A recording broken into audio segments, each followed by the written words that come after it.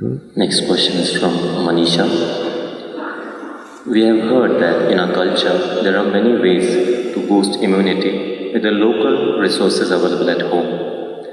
Could you shed more light on building resistance using home remedies? Well, building up immunity is not going to happen overnight, this we must know.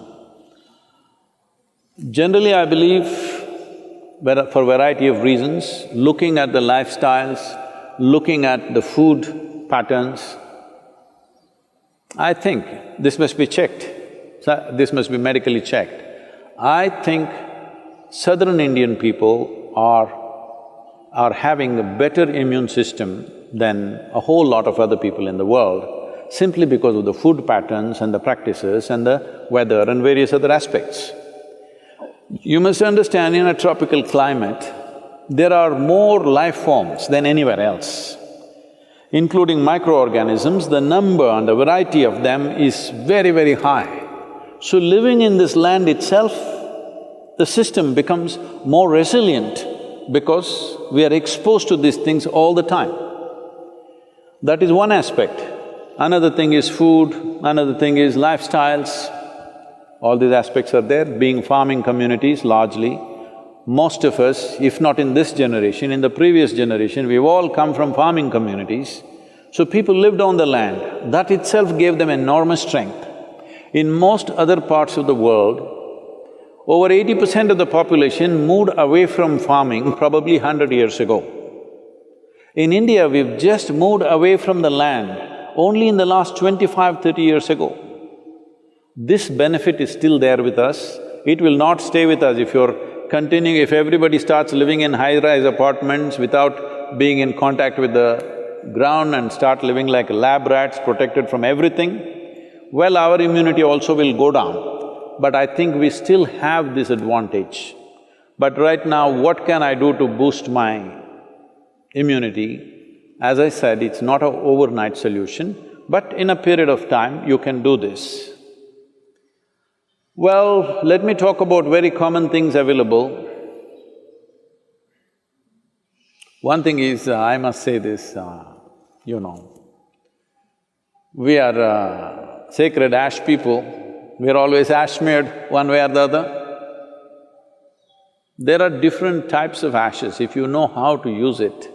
I can't go about giving you instructions of this over the on the web, but if you learn to use it properly, it helps.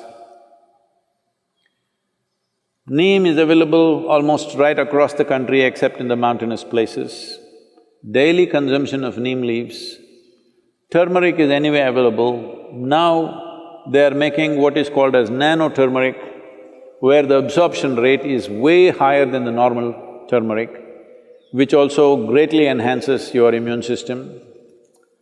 If you soak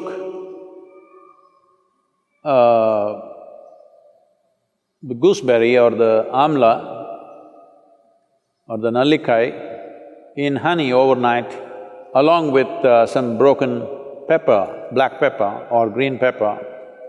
Green pepper, I'm saying for those of you who are in other countries, green pepper does not mean chili. We mean to say raw pepper. The peppercorn, when it's raw, which you might not have seen in most parts of the world, here it's common for us, it's available. So, soak it in honey and every day about 3 spoons, 3 times a day. It works best, all these things work best when you're on an empty stomach, that's the first thing that you take. If you do these things, you can see a significant increase in your immune system. I would say in 4 to 8 weeks, one can see significant betterment of one's immune system. There are yogic practices which are hard to teach, but right now, just doing a chant and doing Isha Kriya, this will also enhance your immune system. Let this be very clear that this is not treatment for coronavirus, nor is it a prevention. I did my chant, so I go and do irresponsible things, it's not going to work like that. These are things you do over a period of time and strengthen your system, that The next virus that comes, you may be in a little better place to handle. That is if you're there. Yes, don't take this lightly. Do not take this lightly. Right now, it is a challenge for every one of us to stay alive through this period. That's what it means. Do not think it's some remote thing that happens to somebody else in China or Italy. Right now, if you stay alive through these 6 to 8 months, that means we have handled this responsibly. If every one of us stay alive, that means we are good. We have lived consciously and responsibly, that's what it means.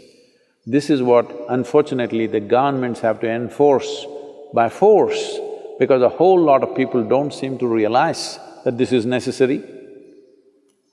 And they think this is some fiction. This is not fiction. This is an imminent danger that we need to handle properly.